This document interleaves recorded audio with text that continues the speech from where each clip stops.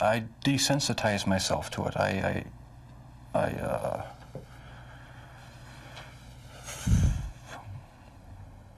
don't know, I went to great lengths. He is pure evil, but you'd never know it by looking at him. But when you hear him, that's another story. His killing field was Milwaukee, and he got away with murder for more than a decade. But how could any of this happen? For the first time ever, Nancy Glass is here inside the world of Jeffrey Dahmer. Bill, when I sat down opposite Jeffrey Dahmer for this interview, I wondered what he would tell me, how hard it would be to get him to discuss his horrific crimes. What I found was that he was very forthcoming. He volunteered details that may be difficult to hear. I began by asking what he wanted from the men he picked up. I had these obsessive desires and thoughts wanting to control them, to, I don't know how to put it, possess them permanently. And that's why you killed them? Right, right. Not because I was angry with them, not because I hated them, but because I wanted to keep them with me. And as my obsession grew, I was saving body parts such as skulls and skeletons. Jeffrey Dahmer is recalling his monstrous past. Almost 2 years ago in this little apartment in Milwaukee, police discovered the grisly remnants of one of the most horrible crime sprees in American history. Jeffrey Dahmer, an unassuming chocolate factory worker, would eventually confess that he had seduced, murdered, and dismembered 17 young men. He even ate some of his victims' body parts. He instantly became the center of worldwide media attention, a serial killer unmasked. There were protests and press conferences in Milwaukee as people tried to understand how this could have happened in their midst. How did Jeffrey Dahmer get away with murder after murder for 13 years? How did a boy born into a hard-working middle-class family turn into the worst kind of monster imaginable? In this exclusive interview, we put those questions to Jeffrey Dahmer himself. We met with him at the maximum security prison where he is serving his sentence of 999 years. For the first time, he talks about his crimes and gives us a chilling look inside the mind of a serial killer. It's a process. It doesn't happen overnight. When you depersonalize another person and view them as just an object for pleasure instead of a living, breathing human being, it seems to make it easier to do things you shouldn't do. The reason why Jeffrey Dahmer was able to get away with his crimes was because of just what you are seeing here. Jeffrey Dahmer is intelligent and articulate. That is what makes him so frightening. But if you listen carefully to his words throughout this interview, you realize it is a thin disguise. You do sound, though, like the kind of person who could have said to himself, "This is wrong. I must stop." I always knew that it was wrong, but after the first killing was not planned. I was coming back from the shopping mall back in '78. I had fantasies about picking up a hitchhiker and taking him back to the house and having complete control and dominance over him. The hitchhiker's name was Stephen Hicks. He was just 18. Jeffrey Dahmer took him to his parents' house. There he strangled him with a barbell. He dismembered the body and hid it in a drain pipe. It was Jeffrey Dahmer who gave those details to the police in his confession. No one had a clue as to what was happening for over a decade. During that time, Jeffrey Dahmer joined the Army and was sent to Germany. He was eventually discharged for a drinking problem and returned to Ohio. 9 years after Stephen Hicks' murder, the killing began again. What happened to you in the 9 years in between that you were able to stop, that you were able to control yourself? It just wasn't an opportunity to fully express what I wanted to do. There was just not the physical opportunity to do it then. And I started, when I moved to Milwaukee in '81, I started reading pornography, going to the bookstores. Eventually that led to frequenting the gay bars. And then one time I brought this young man back to the hotel room, the Ambassador Hotel. Was just planning on drugging him and spending the night with him. Had no intention of hurting him.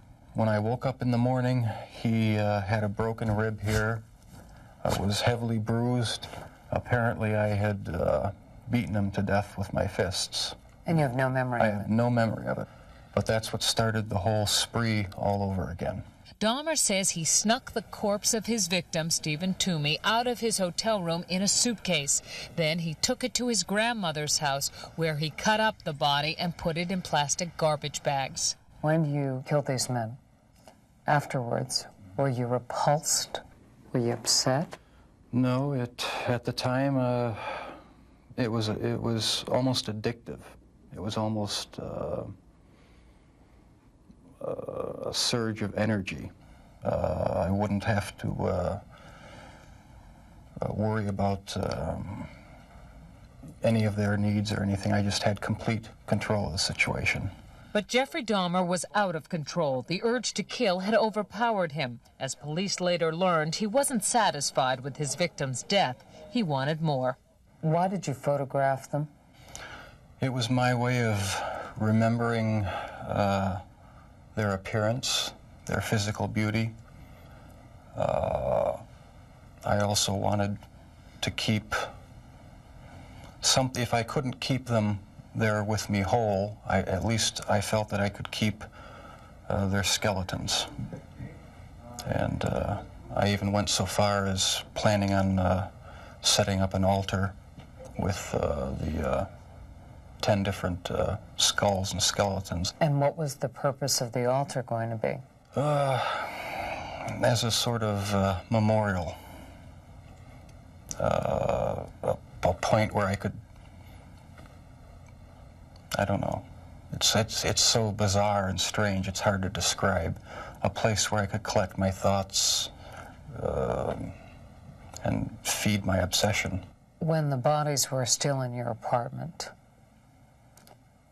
there was no time when you would see them and say, this is grotesque, what have I done? There were times, but the compulsive obsession with doing what I was doing overpowered any feelings of revulsion. This man with a quiet, almost shy demeanor became a master manipulator who was able to lure strangers he met at gay bars to his apartment.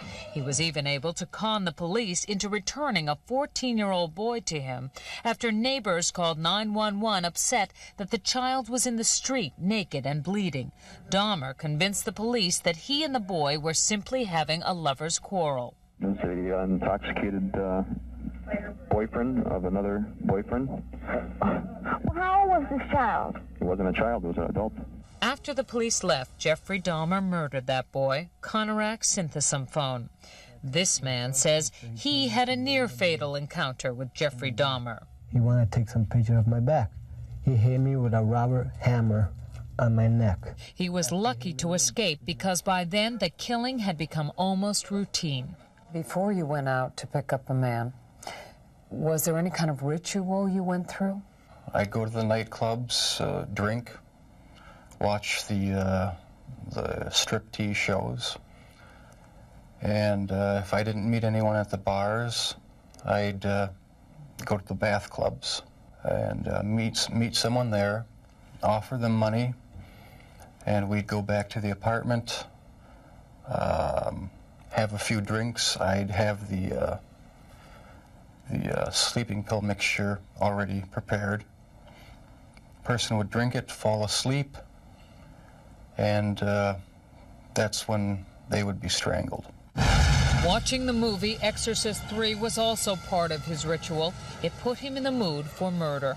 I felt so hopelessly evil and perverted that that I actually derive a sort of pleasure from watching that tape.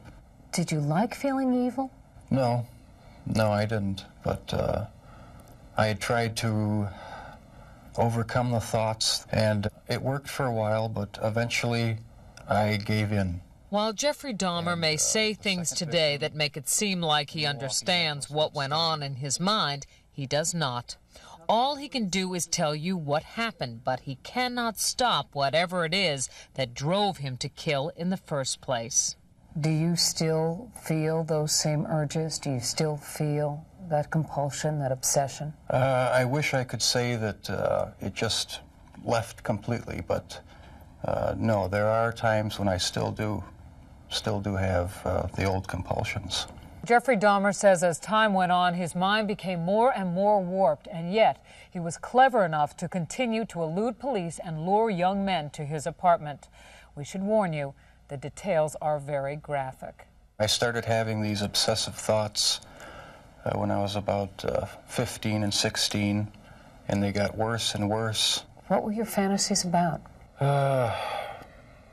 They were sexual fantasies of control, power, complete dominance. They became reality. Was there pleasure in that fantasy? There was excitement, fear, pleasure, all mixed together. Jeffrey Dahmer fulfilled his fantasies by murdering and dismembering 17 young men. In time, his desires became more extreme, his deeds more grotesque. Listen to him talk about the most unnatural things in the most matter-of-fact of ways. That's when you realize that none of it has touched him. I was branching out. That's when the cannibalism started, eating of the heart and the arm muscle. It was a way of making me feel that they were a part of me. At first it was just curiosity, and then it became compulsive.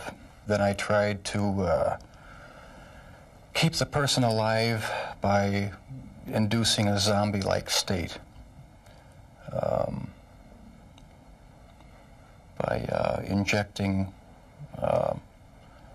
first dilute acid solution into their brain or hot water, and it never did completely work. Could someone like you be stopped? Could you be helped? No, I was dead set on going with this compulsion. It was the only thing that gave me any satisfaction. He became so warped by his evil impulses that he even took a victim's head with him to work at the Ambrosia chocolate factory. I kept the mummified head and skull of one of the victims in a carrying case in my locker at work. Were you almost flaunting it? Yes, but that's how strong the compulsion was. That's how bizarre the desire was. I wanted to keep something of the person with me. Jeffrey Dahmer exhibited some disturbing behavior early on. He began drinking heavily as a teenager, dropped out of college, was arrested for indecent exposure, disorderly conduct, and fondling a 13-year-old boy. Tragically, one of his murder victims would be that boy's brother. Do you know what started it? Was there any kind of incident that you can remember? To this day, I don't know what started it. And the person to blame is sitting right across from you. That's the only person. Not parents, not society, not pornography. I mean, those are just excuses. His macabre 13-year crime spree finally ended when this man, Tracy Edwards, brought the police to the infamous apartment. Like the others, he had gone there with the promise of money. He was listening to my heart because at a point he told me he was going to eat my heart at that point. I hit him and I ran. What was the turning point for you that made you suddenly realize that you had done something terribly wrong, something you should be sorry for?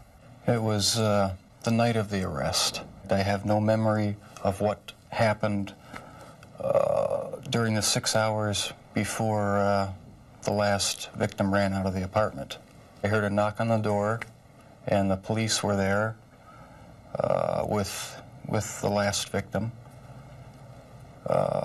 They asked me where the key was to the handcuffs. My mind was in a haze. I sort of pointed to the bedroom, and that's where they found the pictures. And they yelled, "Cuff him." And I was handcuffed, and it was just the realization that there was no point in trying to hide my actions anymore. The best route was to help the police identify all the victims and just make a complete confession. When it was revealed that most of the victims were black or homosexual, people in Milwaukee were incensed. Many felt that was why he went after them and why the police didn't seem to care when their families reported them missing. 10 of your 17 victims were black. Were they racially motivated? It was not racially motivated. It was not sexual preference. It was just to find an obsession with the best-looking young man I could find. While you just heard him say that his sexual preference had nothing to do with the killings, he has not come to terms with his homosexuality. Never understood it. There was no use trying to fight it because I couldn't rid myself of it. It was too powerful and persistent. Do you dislike it? Yes, it's caused a lot of problems for me. A lot of conflicts and unanswered questions.